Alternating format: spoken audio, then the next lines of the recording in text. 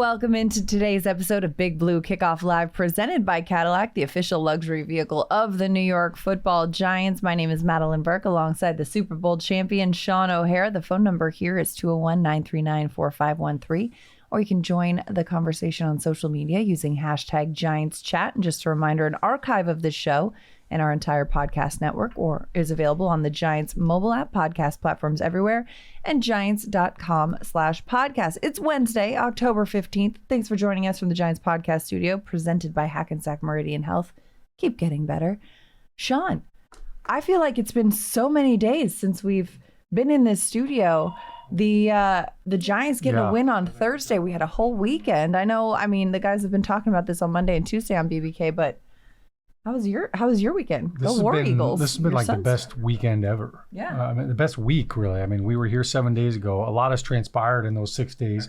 Giants got a huge win, obviously, and it feels like a double win anytime you beat the Birds. Mm-hmm. I can't remember the last time that the Giants physically just hammered the Eagles like that. I mean, it was a physical, dominant win. And then we also got to watch the Cowboys lose. We got to watch Washington lose. So I think that's, basically, that it couldn't have gone any better. My son's team won. The Franklin Lakes War Eagles got a big win against undefeated Mawa, so that was awesome. Got to play a little golf with my boy Marshall McLean. Love it. And, I mean, it was a holiday weekend, Columbus Day on Monday. So I feel like we've been celebrating. This is the longest I feel like we've celebrated a win in a long time. So I think it's okay for us to do it. I know the team has been back to work, and you got to flush the losses just as quick as the wins. Yeah. So I know that they're back to work, and they better be, because they got a big challenge coming up this week. I will say, though, this win feels different for myriad reasons. Number one, like you mentioned, it was over the Eagles, coming off of last season where the Giants went 0-6 in the division. It's important to get a division win. Number and they're two, the defending Super Bowl champs. And number three, the fact that they did it on prime time. When Jackson Dart, his first start, getting the win over the previously undefeated Chargers was a great win, but that was a 1:00 game. There were so many other games going on. The NFL world's attention was divided. Doing this where the entire NFL world had their eyes on the Giants, and for several days afterwards, anytime I opened the internet, the entire zeitgeist was flooded with Cam Skattebo and Jackson Dart and the Giants and, shirtless bros on the postgame set on the prime show. The memes are out of control right now. The memes are out of control. It's like Step Brothers.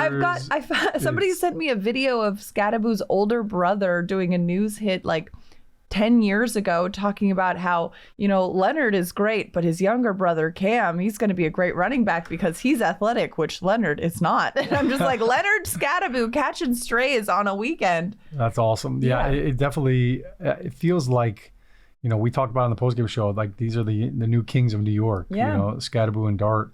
They're everywhere. And I'll be honest with you, the Giants swag, like the paraphernalia and the clothes, they're out. Like people are dusting them off a little bit.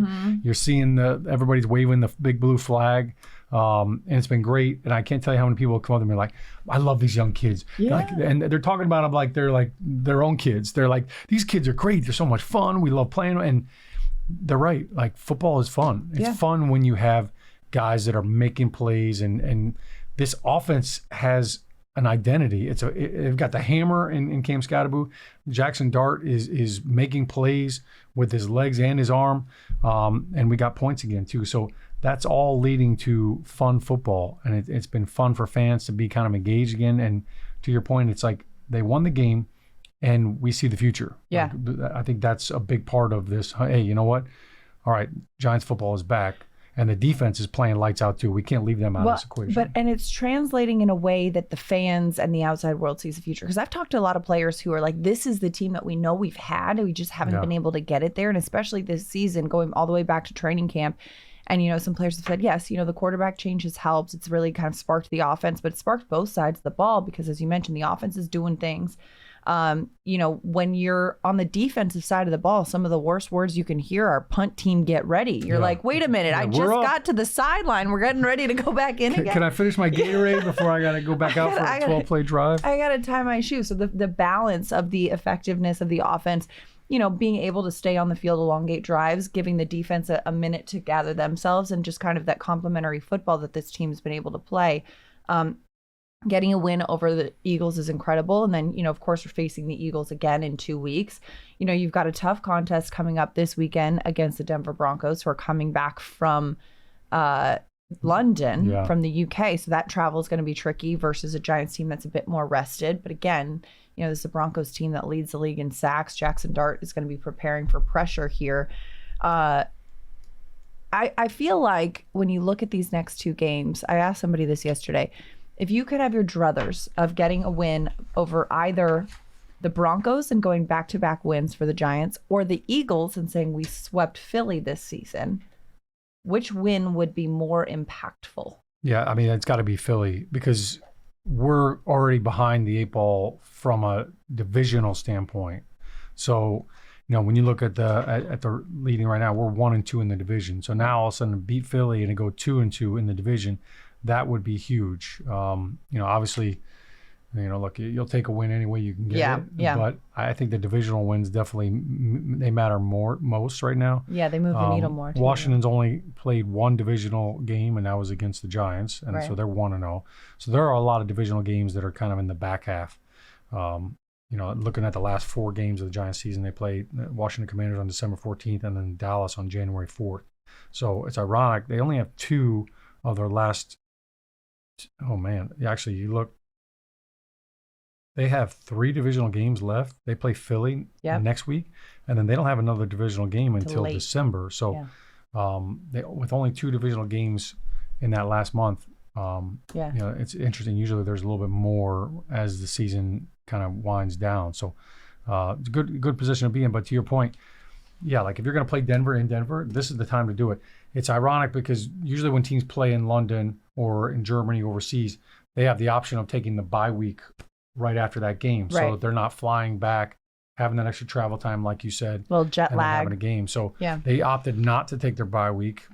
Denver's bye week is in week 12, but they're flying back from after, it was pretty one-sided. As much as the game was still a little bit close at the end, but they're coming back from London after a big victory, and then as a 4:00 game against a team that is coming off a 10 days rest. I'm sure they're using that as motivation. Like, they're not happy with that schedule aspect, but this is gonna be a tough game.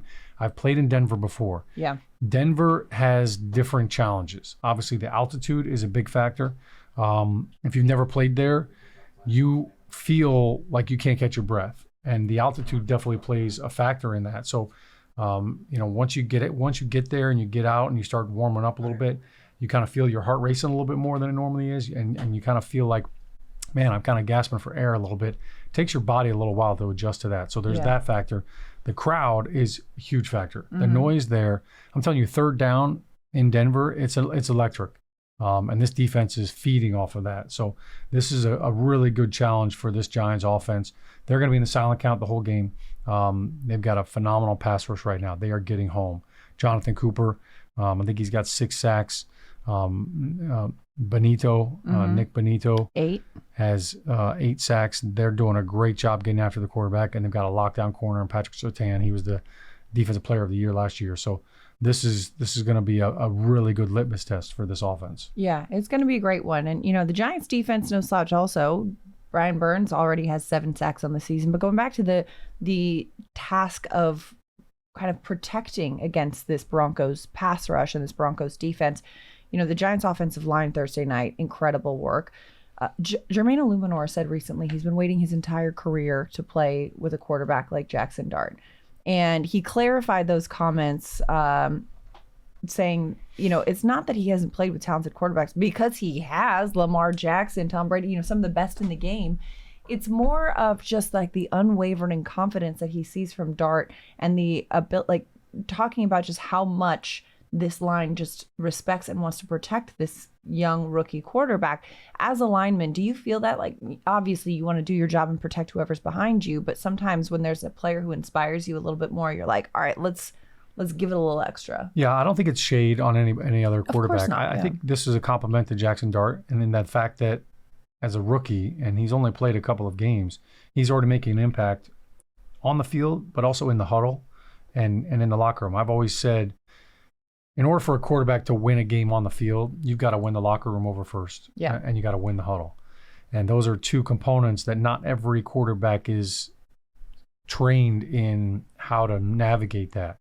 All of the reports of Jackson Dart coming out of college were his teammates on both sides of the ball love the kid. Like they love that, he's got this feistiness to him, this competitive edge, and he's got a little juice. I mean, there's been a lot of adjectives to describe it. He's got some swagger, he's got some moxie, he's got some juice.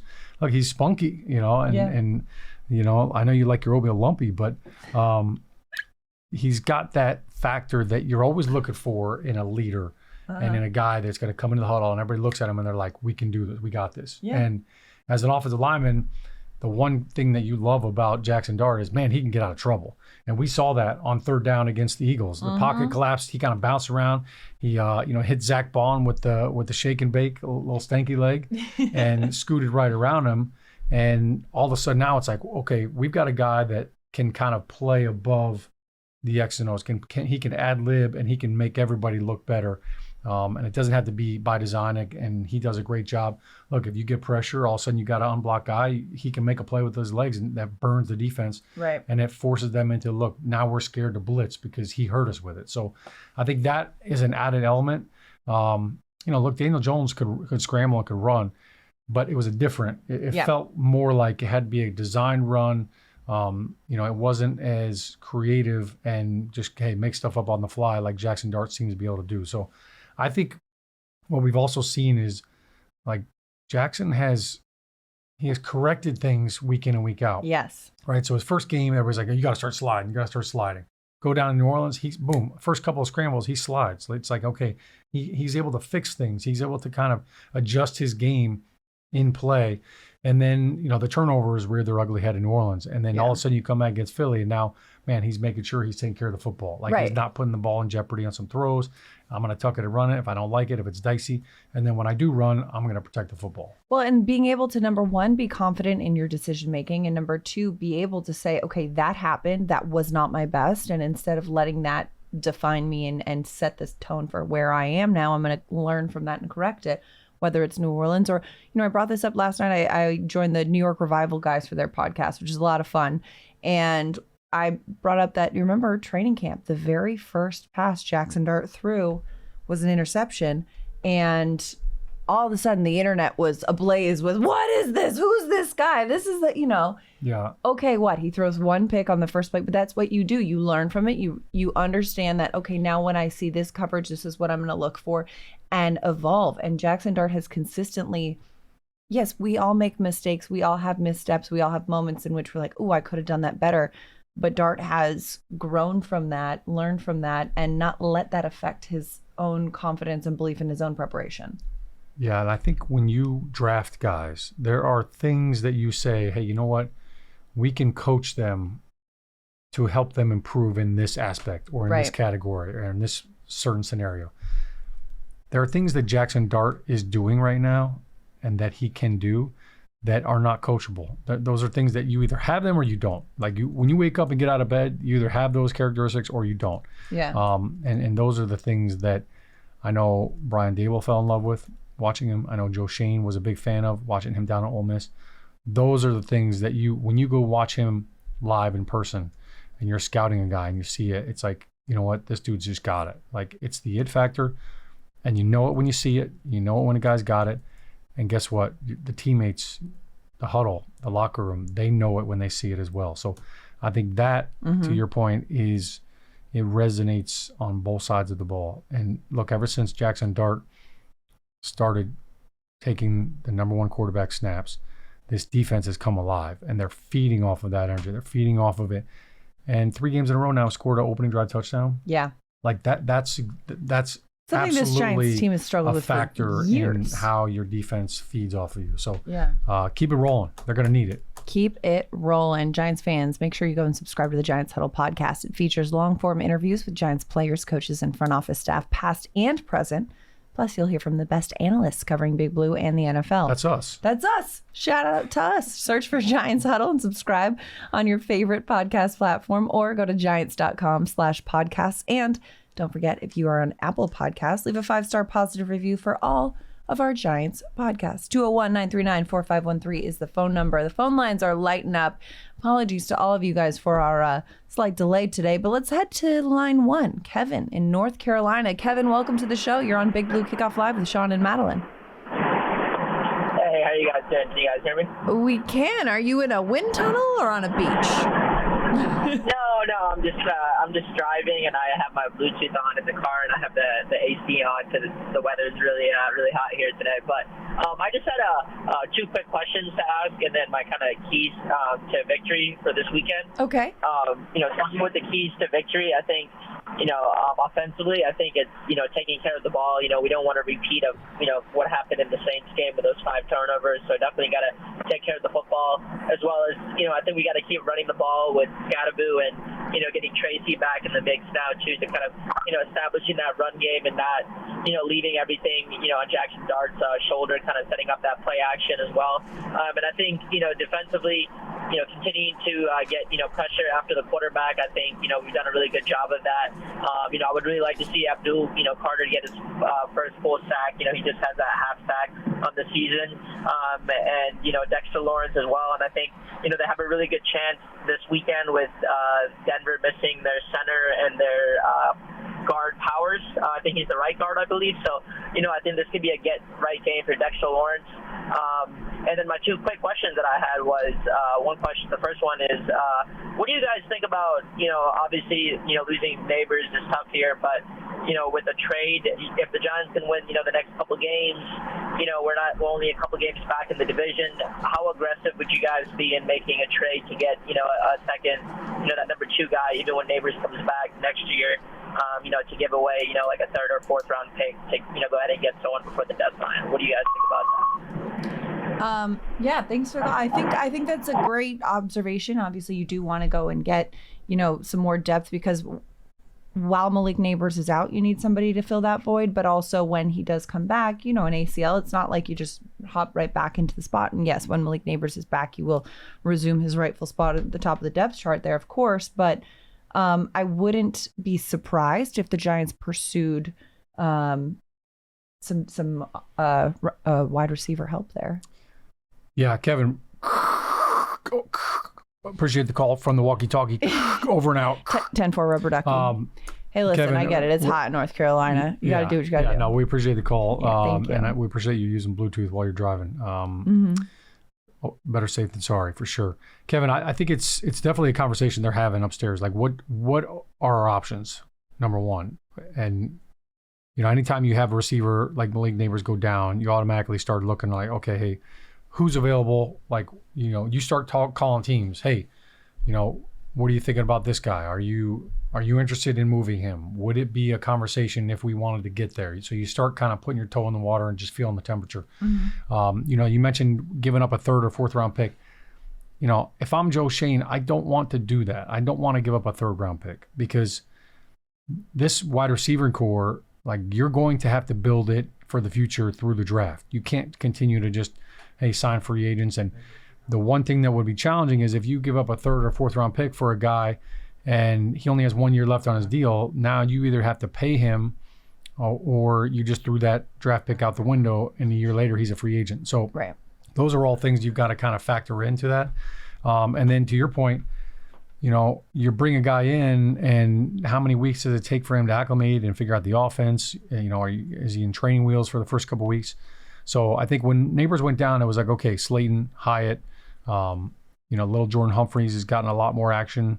I think it was, hey, look, let's try to find out if we can sustain this from within. Then Slayton goes down. So I don't know how serious Slayton's hamstring injury is, but that injury compounded with Malik Neighbors, I'm sure kind of drove some of the conversation of, hey, what are we doing? Do we need to take action here? Do we need to bring somebody in?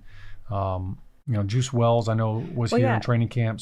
And he's now been signed to the practice squad. They brought him back there. I think that's a guy that absolutely, he could be, one of those guys that now you have on the practice squad. And if you need to activate him, look, he was here in training camp. He knows the offense. He played with Jackson Dart in college. So that to me would be a shoe-in guy.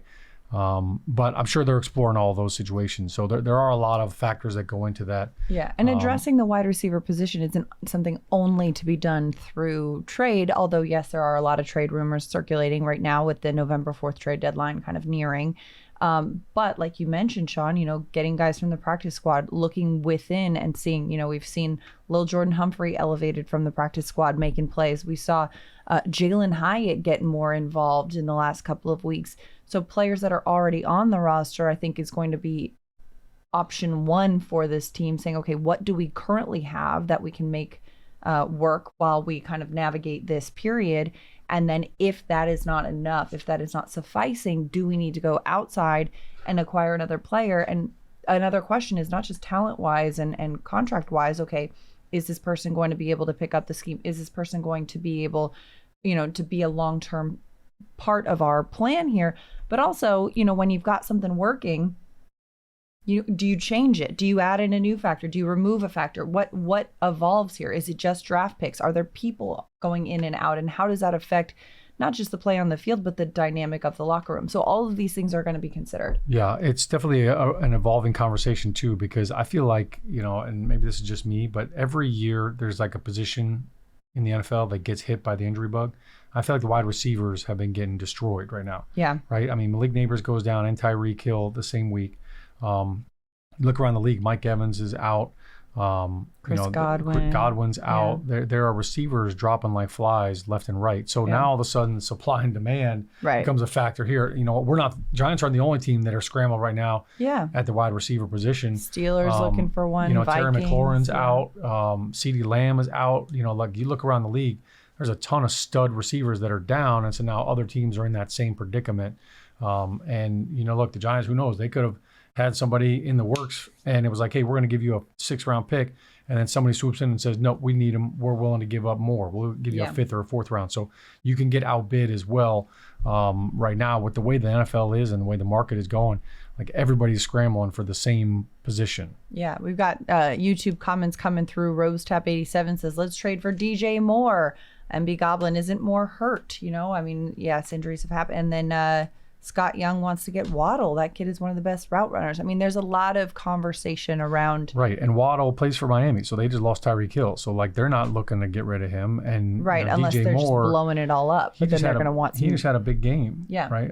You mentioned he was hurt. I don't know if he got hurt later on in the game that I wasn't aware of, but he just had a monster game against Washington. So, I think they traded for him from Carolina, and I think they paid him a pretty big contract. So Moore had a groin injury, but so TBD of how severe that one is. But he did just have a big game, and of course, like you said, Chicago's trying to build too. So they're not in a position to start just giving away young talent. And Miami, for example, when you're talking about Waddle, they're struggling right now. They lost Tyreek Hill. If they are going to be moving a player like that, they're going to want a lot in return if they're going to be saying, okay, we're blowing this up, we're starting over. So all these things to be considered. How much are the Giants willing to move off of to do that for a, kind of a year stopgap type of a. If you really want to you want to open the floodgates, word on the street is Garrett Wilson might not be too happy. Right. I mean, hey, listen, that would be an easy move. There is no. He just signed an extension there too. Yeah, he just signed a big contract, but I know that they're kind of in shambles right now. Yeah, so. Or Chris Olave, another name that you hear. And, you hear all these names, but it's like just because there's interest and just because there's curiosity, doesn't mean it's going anywhere, right? It's like just because just because you both swipe the same way and get a match on the apps doesn't mean you're going on a date. I don't know. We're just, we're doing the most with the analogies today. All right, Giants fans, run or walk with Giants legends. The Giants Foundation will host a 5K race and kids run presented by Quest on Sunday, October 26th at 9 a.m. at MetLife Stadium. Net proceeds will benefit the Giants Foundation, and all participants will receive a commemorative T-shirt. Plus, after the race, stay for a post-race festival with appearances by Giants legends and a live DJ. Register now at giants.com/5K. The Giants Foundation is a 501c3 nonprofit corporation. 201-939-4513 is the phone number. Let's head back to the phone lines. Got another Kevin. This one's Coach Kevin from Arizona. Coach, good to hear from you again. You're on Big Blue Kickoff Live with Shaun and Madelyn. Coach, welcome back. Hey, thank you. This will be a short one today.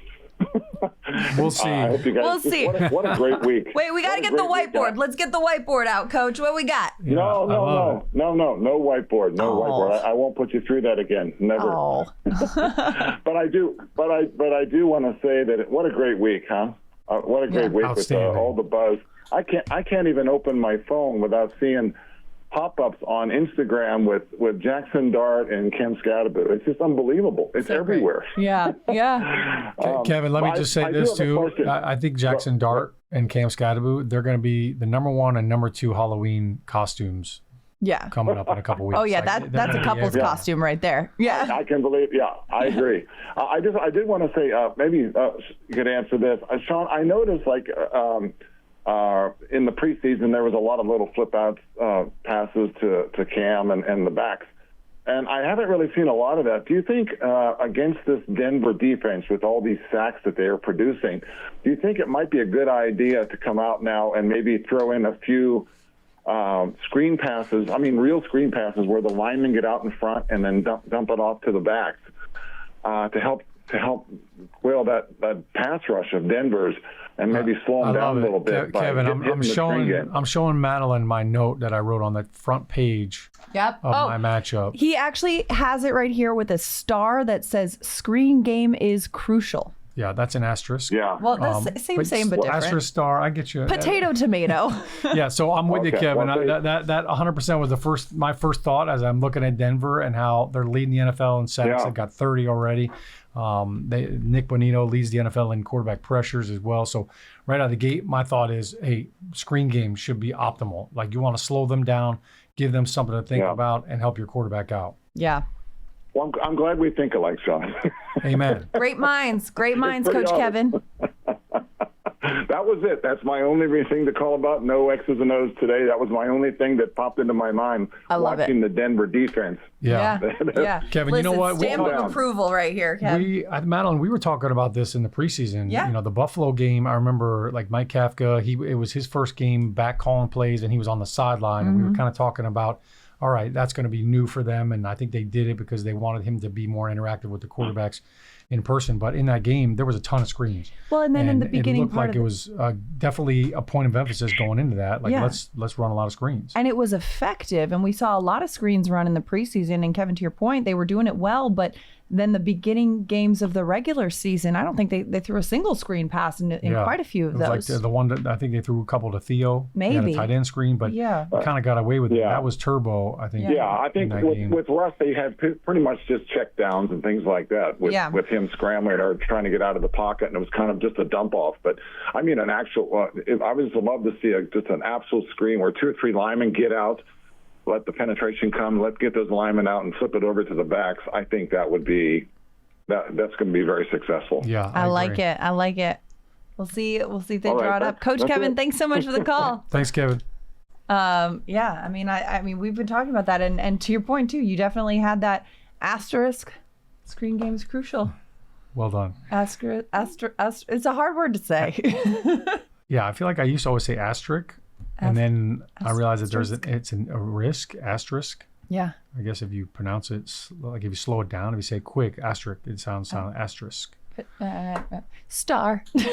Screen game. Amen. Screen game. Amen. Let's do it. Co-sign it right there.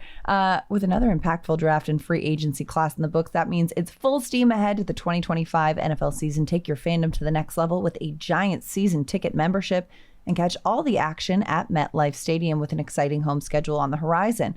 With the membership, you'll also stay connected to the club all year round, not just on game days, with exclusive member access and benefits. So to learn more about a New York Giants season ticket membership, visit giants.com/tickets, 201-939-4513. Back to the phones we go. Julian in Florida. What's up, Julian? You're on Big Blue Kickoff Live with Shaun and Madelyn. Madelyn, Shaun, how you guys doing? Doing well. Just like all the other colors, I got to keep this one short. Just trying to get you in for lunchtime, but just want to say, number one, SOH, man, thank you so much for the champions, everything you brought in, and being our center and main protection for the GOAT. That would be Eli Manning. Number two, just one thing I wanted to throw out there. Shaun, we have a center that just went down. How hard is it for a backup center to really get that camaraderie going with a rookie quarterback of all things? If you want to just talk a little bit on points of that. I forget his name, the backup that's going to be starting, but Austin it doesn't seem like. Yep. Did a pretty good job for the rest of the game, I will say that. But what goes into that, if you have any points on that. And also, just being down here in Miami, there's a lot of NFL players you meet, a lot of people that know NFL players. I'm not going to say any names, but I will say that there is it's like not name dropping, but you'll be able to get it pretty easily. There was a veteran quarterback that visited the facility this off season. That Dable has a beautiful football mind. Let's put it that way. But close friends with one of his friends, and something that was said in a short conversation, and I just want to see if Shaun, you have any perspective on that, is that this playbook is extremely complicated. And I'm talking about the offensive playbook. I don't know about the defense, but just someone that a veteran NFL quarterback came in, met everyone, and just things came out just saying how complicated this offense is. I'm just wondering, and look, that just goes more to show how great Jackson's doing with, if that's really the truth, right, of how offensively complicated this thing is. But just for when we were doing bad, right, and we're all going out for Daboll's head, and everyone's calling in and saying, "Oh my God, we need to fire Daboll," and all this stuff. Is this the type of offense you normally see in the NFL? I'm sure, Shaun, I'm not sure if you've had a look at it, but is this something that is typical in the NFL, or is simplifying it something that's more of a trend, or just keeping these complicated option routes and whatnot? I don't know the details, but is that something that's typically trending in the NFL, or do you see more often that the offense and the play calling is usually more simplified for it to be easier, to be more of a flow? I'm not sure if you understand what I'm asking, but hopefully you guys can break that down for me. I'll take it off the air so I don't get yelled at on teams over here. But thank you guys. Go Big Blue. Thanks for calling in on your lunch break. I think first of all, respect to Julian for doing his journalistic integrity right here. Sources say. Yeah. Sources in the building. I will co-sign though. I remember when Allen Robinson was here last year, I was talking with him, and he actually said a similar thing. He said, this is a very complicated, it's not a simple offense. It's a very complicated offense. But I think to the point of, what Julian was saying about Coach Dable and how he implements it, it's important to recognize too that he does make it complicated, but he also curates it to his perceived strengths of his players. And if you notice how different the offense looked with Russ versus Dart, it's because Dable watched every snap Russ has taken, every snap Dart has taken, and has kind of done so accordingly to curate the offense to the strengths of his players. And it also kind of underscores the importance of him having his quarterback in there, a guy who he feels like, all right, you can speak my language, you can understand what I'm trying to do here, and let's do this thing together. Yeah, I think there's a lot of layers to this question. And offenses in the NFL, you have to be able to adapt to the players that you have. You can't just have a cookie cutter offense and say, hey, look, we're going to plug guys in and this is the way it's going to happen. But I know for Dable's offense, one of the biggest things is the receivers and the quarterbacks have to be on the same page. They have to see the same things. And, you can have a play called that is a man beater. Mm-hmm. And, that play is, you have different routes for man concepts. So if you get man, this is what you're doing. And all of a sudden you come out and it's zone. So now those routes have to convert and you have to change them. And it can be, the depth can change, the entire route can change.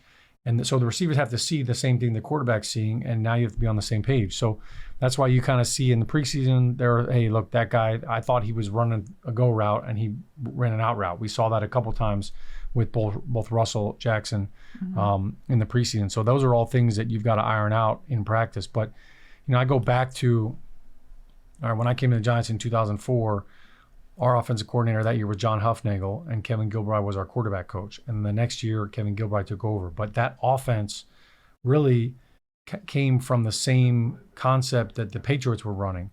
And Dable was in New England. And so you kind of look at that offense that they were running, and it's similar to that.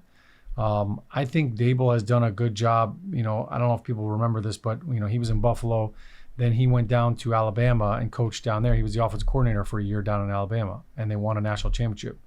And what he learned down there was the RPO was big in college, and so now he was like, you know what, I'm going to bring that and as part of my offense. But you can only do that if you have a quarterback that can run the RPO. If you have a quarterback that's never done that, you're not going to ask a guy that is in year 10 of his career to now all of a sudden try to learn a new trick. So I think that's something that he took with him to Buffalo.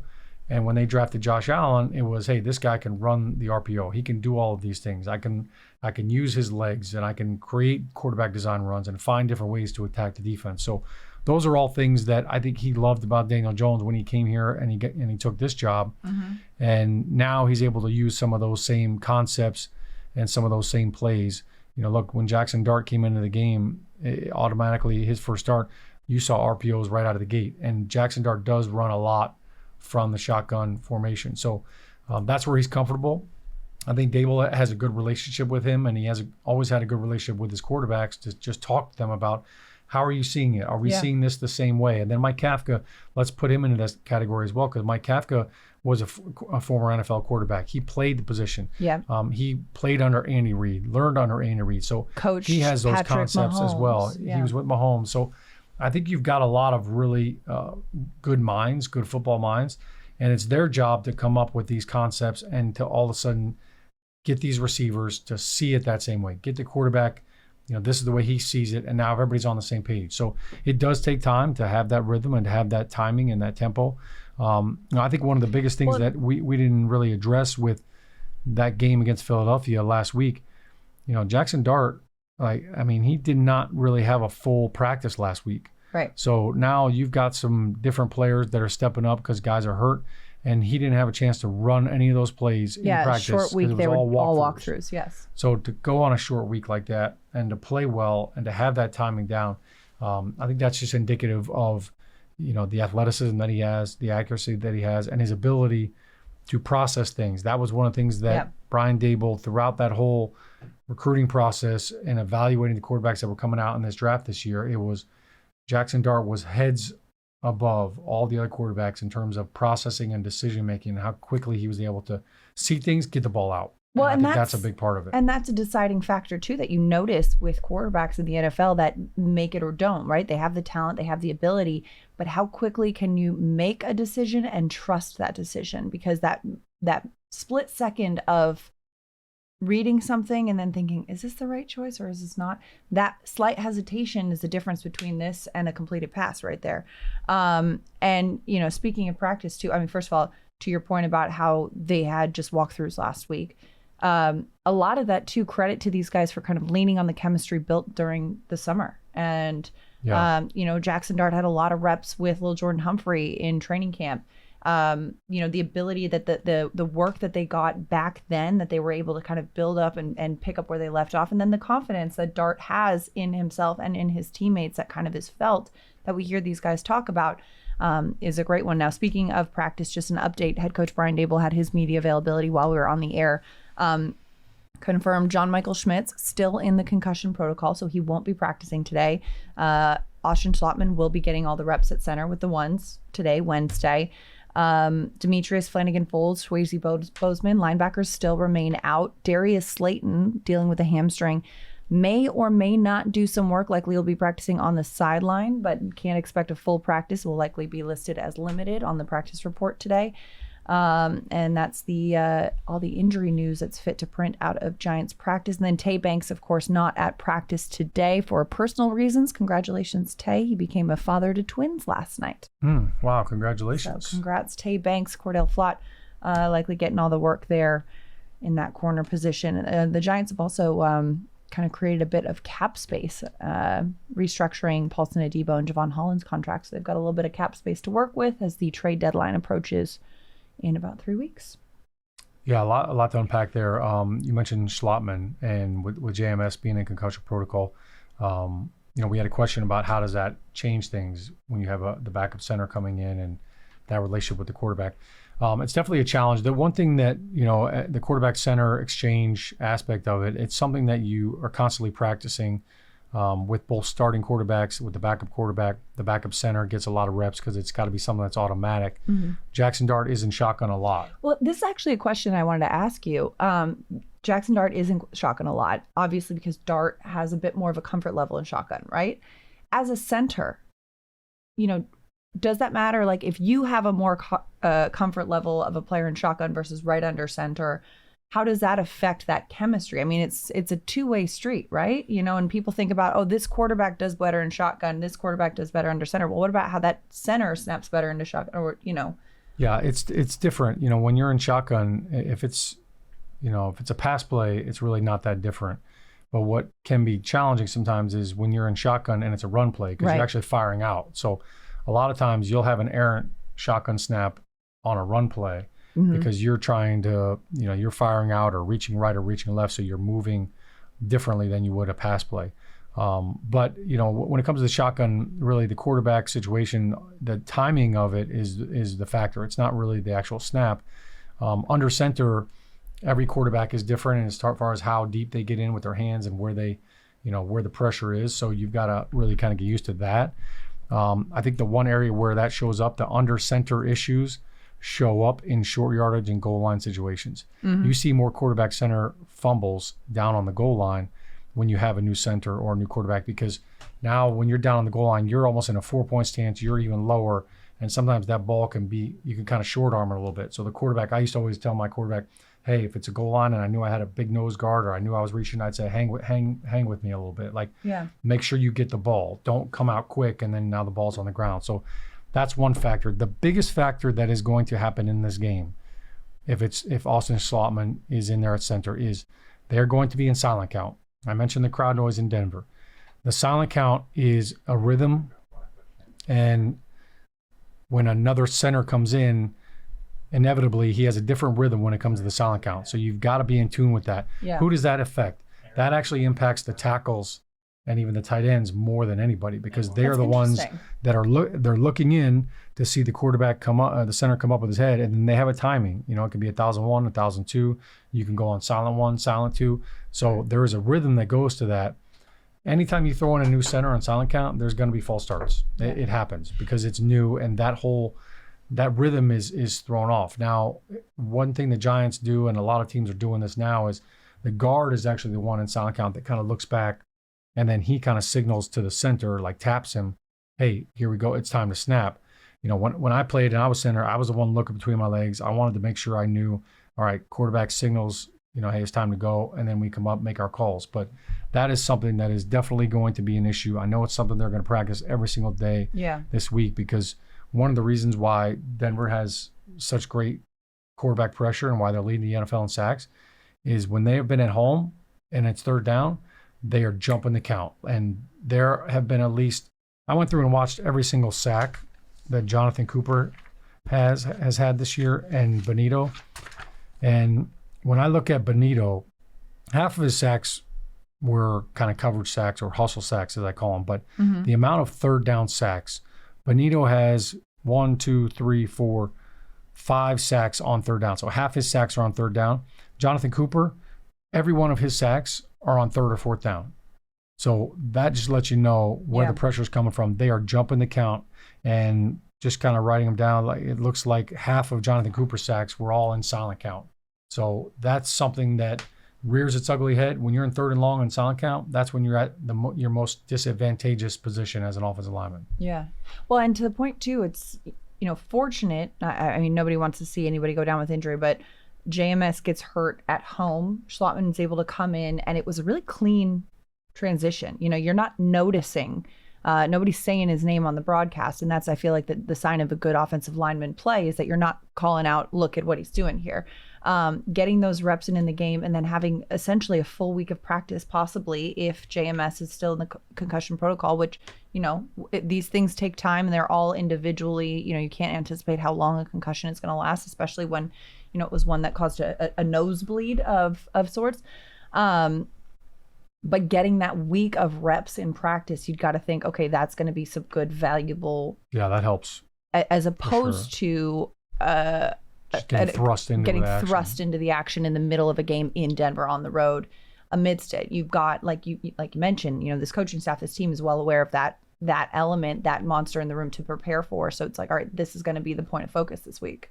Yeah, that helps. I mean, that's the ideal situation, to do it in the second quarter and have to go in there and just kind of wing it, and everybody's got to adjust on the fly. That definitely is a bigger challenge. So that's something that I know they're working on. And to be honest with you, when something like this happens, you stay after practice. And the tackles, I would stay out if this, even if it was a new tackle. Sometimes the opposite happens, right? So you got a new tackle in there, and you're on the road and silent count, and it's like, hey, let's just stay after practice. And let's work the silent count a little bit so that you are confident that you have the rhythm and you know when it's time to look from the ball to your defender and when it's time to move. Absolutely. Giants fans, the Giants official connected TV streaming app Giants TV brings original video content and game highlights on demand and direct to Big Blue fans. Giants TV is free on Apple TV, Roku, and Amazon Fire TV, and on the Giants mobile app. 201-939-4513 is the phone number.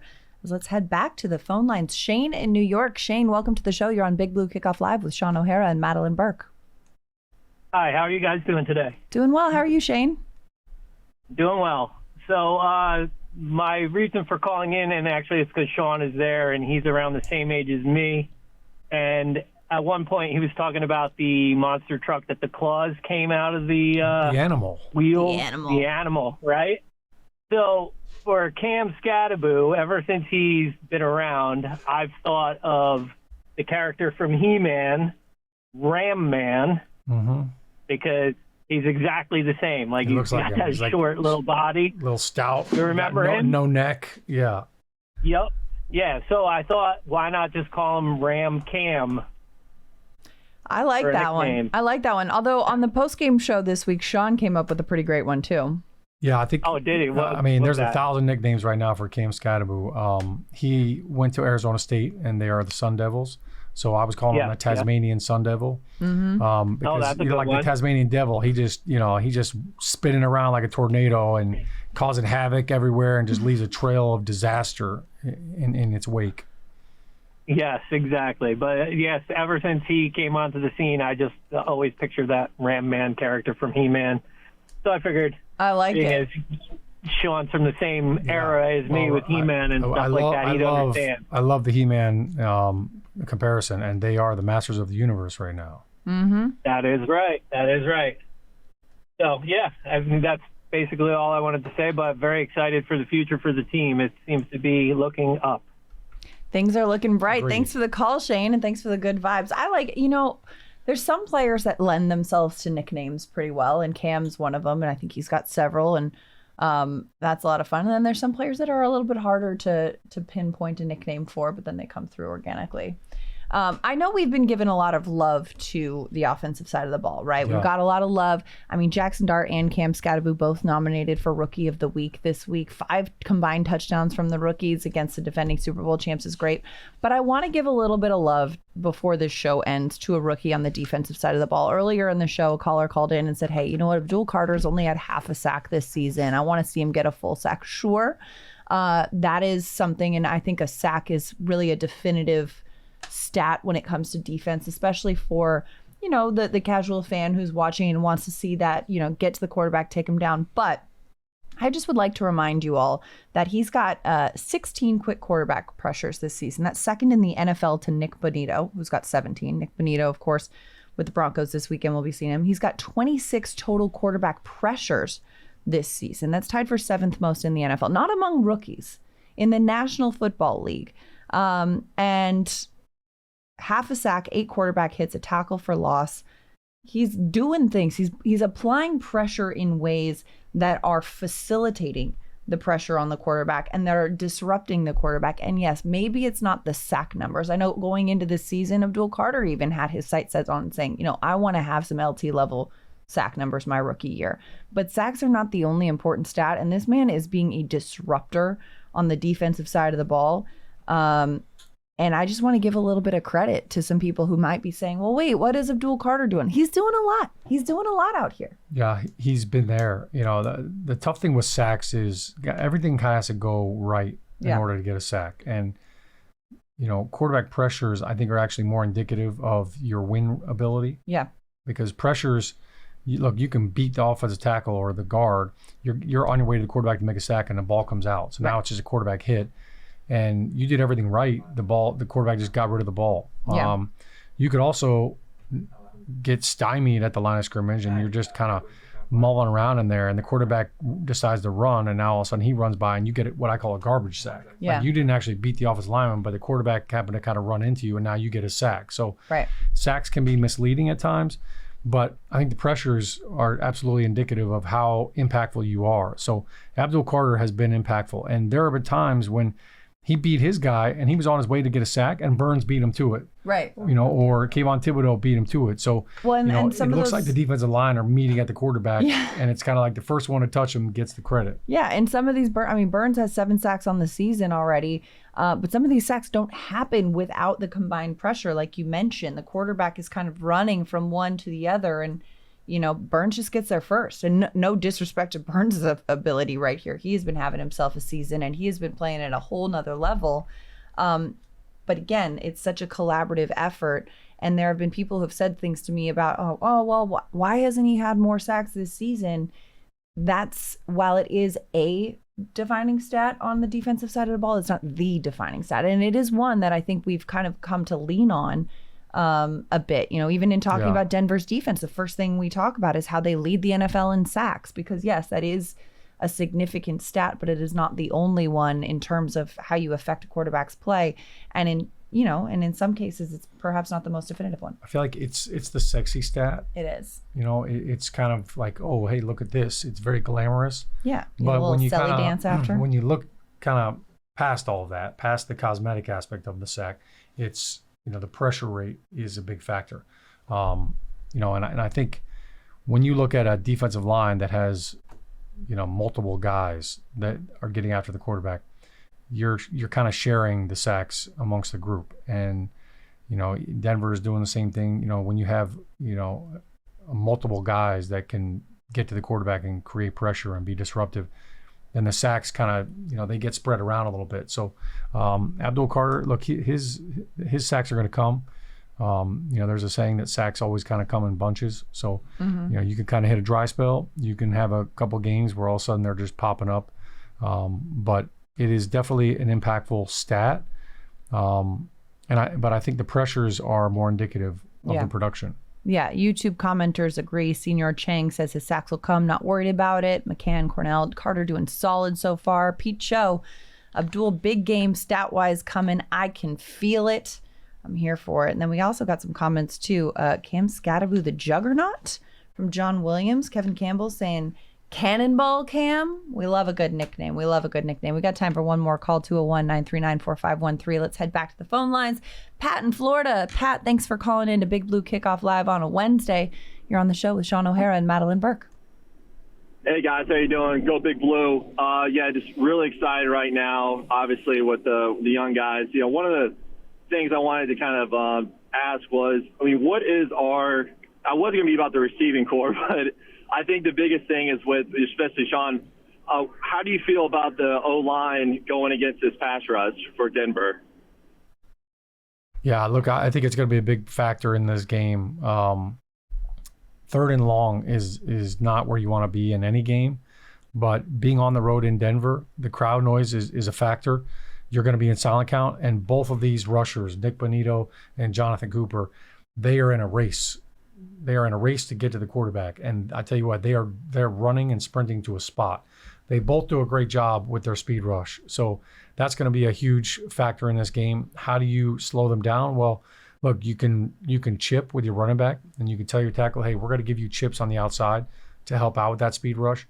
We talked about earlier too, the screen game is a way that anytime you're playing a defense that has guys that are just teeing off on you, get the screen game going early and often, give them something else to think about. And now they think, oh, I got a free rush at the quarterback, or I'm going to get a pressure, and you kind of throw the ball behind them and kind of burn them with some big plays. So those are big factors. I think draw plays as well.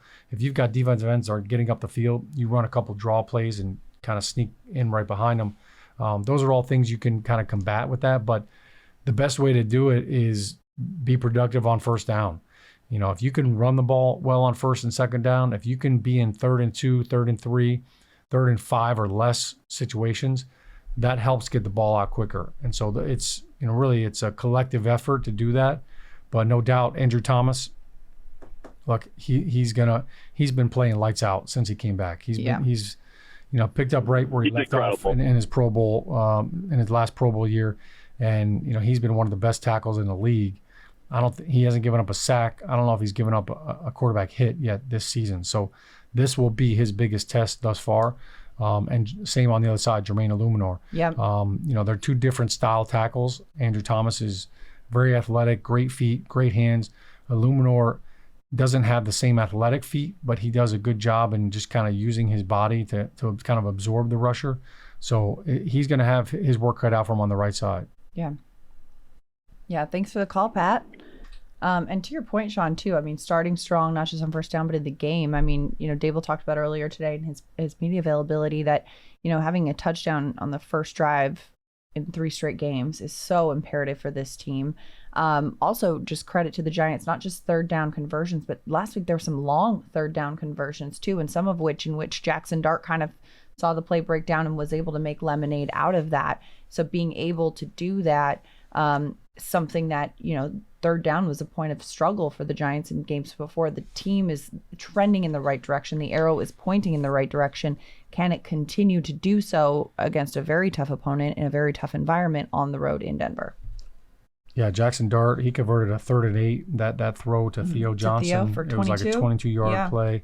And he was under duress. Yeah. That was a really good, like we were talking about, quick decision-making throw. But yeah, he got out of that opening drive touchdown. That was 3rd down. Yeah, there were some plays that in real time watching it, I was like, oh yeah, this one's falling apart. And then all of a sudden I'm like, how do you do that? Yeah, that first drive, he got 3rd and 12 was the throw to little Jordan Humphrey. That kind of got the crowd going, and that kind of kept that first drive alive. That was a 34-yard play. Yeah. So those are all good things. And I think Jackson Dart understands that, look, 3rd down, you're going to see some different things. Like that's kind of when you have to elevate your play and just kind of make stuff happen. Absolutely. And you know what? We are looking forward to it. Back on the field Sunday in Denver on the road. It's 4:05. A 4:05 kickoff. So a little late afternoon Giants action on Sunday. And we're looking forward to seeing it. And then Shaun and I will be doing postgame. Yeah? Are you in this week, or is it Amani this week? I think it's Toomer. All right. Well, Amani, Toomer, and I will be doing the post-game show. But Shaun will be there in spirit. I'll be watching. And we'll be here next Wednesday. But we got a whole week of shows on Big Blue Kickoff Live every day, Monday through Friday, 12:30 Eastern, right here on the studio. Fellas, I forget who's on Thursday, but you know what? It's going to be another great show tomorrow and Friday. And I'm just saying words now. So you know what? Let's just call it a show. That's a wrap for a Wednesday edition of Big Blue Kickoff Live, brought to you by Cadillac, the official luxury automobile of the New York Giants. BBK is part of the Giants podcast platform everywhere and giants.com/podcasts. What do we got? Thursday night. Oh, Thursday night football. Also, too, Battle of the Unks. You got Aaron Rodgers and Joe Flacco. The AARP Bowl. Is that rude? Listen, these are the seasoned quarterbacks of the AFC North. They call this the Prostate Bowl. Yeah, exactly. Cough. How old are you? Yeah. Anyway, Thursday night football will be good this week. We got a lot of great football on deck, and we got a lot of great Giants content right here on Big Blue Kickoff Live, 12:30 Eastern. Monday through Friday, every day. That's a show for the Super Bowl champion, Shaun O'Hara. I'm Madelyn Burke. We'll see you next time.